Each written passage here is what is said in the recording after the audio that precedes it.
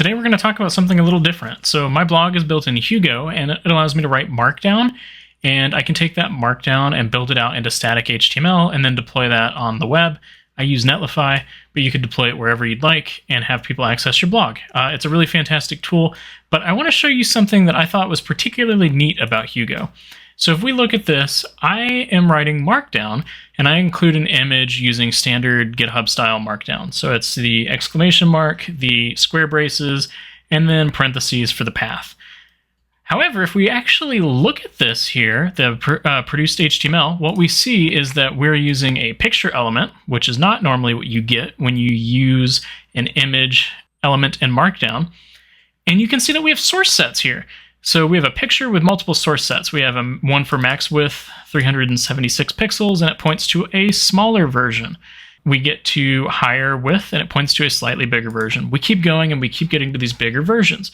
This effectively allows me to show users a picture or a screenshot or an image that is appropriate for their device dimensions. That way I'm not sending a massive 2 megabyte image to someone on an iPhone, for example. And the way that this is done is actually rather neat. So in Hugo, what you can do is, you can see the file path is down here, but I'll go ahead and open it again. So if we go ahead and open up layouts, default, markup, notice the underscores there, render image.html. This is the HTML that gets ran, or I should say this is the Go code with the embedded HTML that gets ran when you have an image tag in your markdown and it needs to be processed. By default, Hugo ships with something that gives you an HTML image, and it works fairly well. But if you want to do source sets like I did, here's how you would handle that.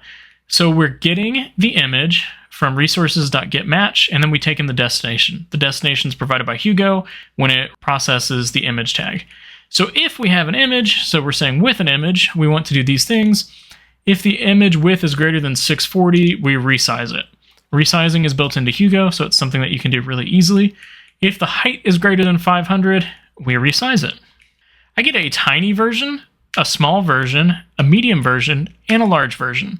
And then we have to set up a scratch here. This is a little weird, but we essentially needed a place to store this data. So then with this scratch, I set tiny, and I resize the image for a tiny version. I set small, resize the image for a small version, and so on and so forth for medium and large. Now I need to get those from the scratch, and I assign those into variables here, tiny, medium, small, and large once more.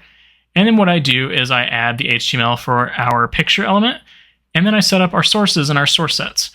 So for a max width 376 pixels, I use the tiny one. And I get the relative permalink. And this syntax here might look a little foreign if you're unfamiliar with it, but this is essentially saying use the tiny relative permalink and establish that as the variable dot, and then end this scope. So as soon as we get outside of the scope, that dot doesn't mean that anymore. Finally, down here at the bottom, we have an image with a source. It has the image relative permalink right here. I pipe this through to a safe URL to make sure it's a safe URL. And then I set the height, the width, and then if there is a title, we set the alt tag to that title. And then we also set the title itself. And that about does it.